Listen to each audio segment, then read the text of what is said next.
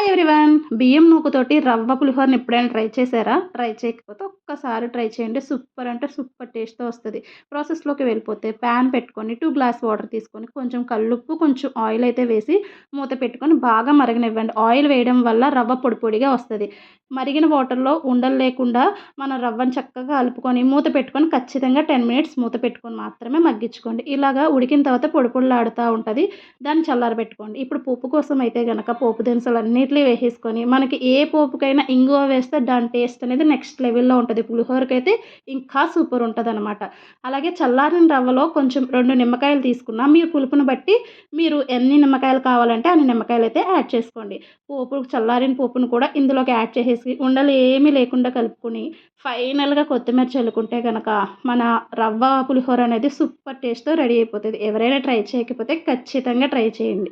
Video నచ్చితే like చేయండి, share చేయండి. Thank you.